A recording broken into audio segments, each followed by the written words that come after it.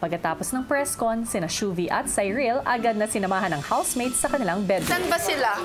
Okay, so... Ay, ito na lang yung available. Diri ko, si Bianca here, then mauna Wala to. Saan ka ba? Hindi, meron ako. I-clear lang na.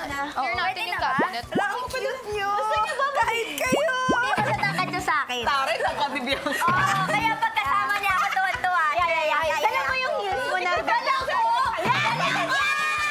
Ayan, nagsama na nga ang dalawang small but terrible girls. Samantala, paglabas ni na Shuvi at Cyril ng bedroom, tuloy ang masayang kwentuhan kasama ang ibang housemates. Grabe, dalawa tayong child star dito. Zaijan nga pala.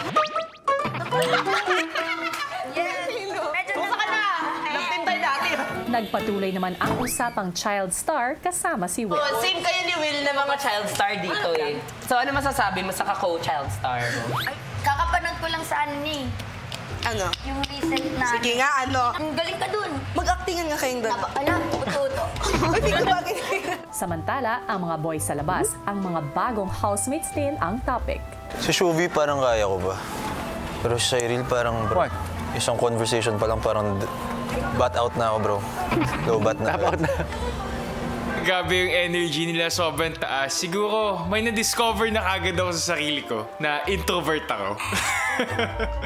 Habang ang mga extrovert na new housemates sa loob, tila tuluyan ang nawalan ng preno. Ay, pa ba si Bianca? Parang may chocolate ka, ma'am. Ang ganda talaga ng Bianca na. Ibasa mo. Okay. Oh my God. It's a triangle. Hindi, tinatanong kita genuinely. Hindi kasi nag-work na kasi kami before, di ba? Oh, Unbreak My Heart. Yeah, di ba? Noon.